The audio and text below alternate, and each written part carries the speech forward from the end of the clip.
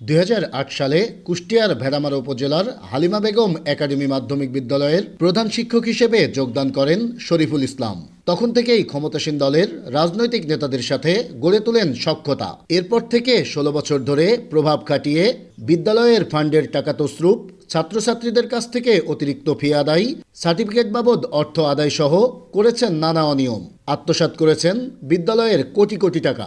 গত 5 আগস্ট সরকার পরিবর্তনের পর থেকে 5 মাস আসেননি বিদ্যালয়ে, তবে নিয়মিতই তুলছেন বেতন ভাতা। উনি আসলে স্কুলটাকে নিজের ব্যক্তিগত সম্পত্তি মনে করে নিয়ে উনি পরিচালনা করতেছিলেন। ওনার ডয়ের ছিল একটাই, ওনার বাড়ির ডয়েরও যেটা, ওনার স্কুলের ডয়েরও সেটাই। বাড়ির যদি কিছু কিনতো, দোকানদার সাথে আসলে যে ডয়ের থেকে টাকা বের করে দিতেন, ওই স্কুলের ফান্ডের টাকাও চাই। প্রতি বছরে রেজিস্ট্রেশনে যে ফি আসে, তাতে হচ্ছে এবারে দেখেছি যে প্রায় লক্ষাধিক টাকা। এবার দীর্ঘ বছর ধরে এটা হচ্ছে এবারে সে কোনো আয় খাতে তো তুলতে হবে তাকে, যে খরচ করলাম আমি, আয় করলাম এত টাকা, কোনো তোলা ওই যেভাবে আয় করে সেভাবে তুলে নিয়ে চলে যায়। 5.5 লক্ষর অধিক টাকা তিনি বিভিন্ন সময় চেক সভাপতির কাছে সই করে নিয়ে আসে, মানে 4-5টা পাতা সই করে নিয়ে আসলো, এইভাবে টাকা তোলে। কমিটিকে ছাপায়ে এই টাকাগুলো তুলে আয় ব্যয়ের খাতায় ওঠায়নি। প্রধান শিক্ষক শফিকুল ইসলামের অনিয়মের বিরুদ্ধে শিক্ষা বোর্ডে বেশ কয়েকবার অভিযোগও দিয়েছেন শিক্ষকরা। হয়েছে তদন্ত, নির্দেশনাও এসেছে ব্যবস্থা নেওয়ার। তারপরও অদৃশ্য কারণে অভিযুক্ত এই শিক্ষকের বিরুদ্ধে এখনো কোনো ব্যবস্থা নেয়নি স্থানীয় প্রশাসন, জানিয়ে ক্ষুব্ধ শিক্ষকেরা।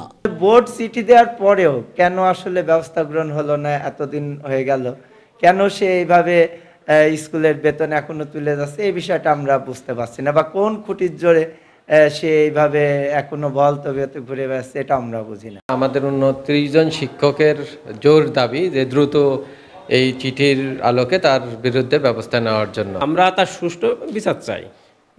যে তিনি অর্থনৈতিক যে প্রতিষ্ঠানের ক্ষতিগ্রস্ত করেছে, এর একটা সুষ্ঠু সুরাহা আমরা চাই, অর্থাৎ বোর্ডের চিঠির আলোকে। তবে অভিযুক্ত প্রধান শিক্ষক শফিকুল ইসলামের দাবি, তার বিরুদ্ধে আনীত অভিযোগের কোনো সত্যতা মেলেনি তদন্তে। এসব অনিয়ম ও দুর্নীতির সাথে জড়িত নন তিনি। বিদ্যালয়ের আর্থিক বিষয়টি প্রত্যেক বছরে অডিট করা হয়। অডিটের শেষে, বছর শেষে সভাপতি ম্যানেজিং কমিটিতে উপস্থাপন করা হয়। অনুমোদিত হওয়ার পরে সেই আয় ব্যয় সঠিক বলে মনে করা হয়। এটা হলো প্রধান শিক্ষকের। ওই কমিটিতে যদি কোনো অভিযোগ থাকে তাহলে পরবর্তী পর্যালোচনা হয়। আজ পর্যন্ত এরকম কোনো অডিট কমিটিতে আমার নামে কোনো অভিযোগ উত্থাপন হয়নি। তদন্তে অভিযোগ প্রমাণিত হলেও এ বিষয়ে উপজেলা নির্বাহী কর্মকর্তা বলছেন, তদন্ত সাপেক্ষেই তার বিরুদ্ধে নেওয়া হবে ব্যবস্থা। তার বিরুদ্ধে তদন্ত কমিটি হয়েছে এবং সেটা তদন্ত প্রতিবেদনও প্রেরণ করা হয়েছে, এবং সেটার অলরেডি আরেকটা তদন্ত করার জন্য কিন্তু সহকারী কমিশনার ভূমিকা আহ্বায়ক করে জেলা থেকে কিন্তু একটা কমিটি করা আছে। তো যেহেতু কমিটি করা আছে, সেটা তদন্ত হবে, সেই তদন্ত সাপেক্ষে সেই বিষয়গুলো উঠে আসবে। শিক্ষা প্রতিষ্ঠানের প্রধানের বিরুদ্ধে রাজনৈতিক প্রভাবে এমন অনিয়ম ও দুর্নীতিতে জড়িয়ে পড়ার অভিযোগ প্রশ্নবিদ্ধ করে শিক্ষা ব্যবস্থাকে। তাই অভিযুক্ত এই শিক্ষকের বিরুদ্ধে দ্রুত ব্যবস্থা নেওয়ার দাবি শিক্ষক ও স্থানীয়দের। নাহিদ হাসান তিতাস, দেশ টিভি, কুষ্টিয়া।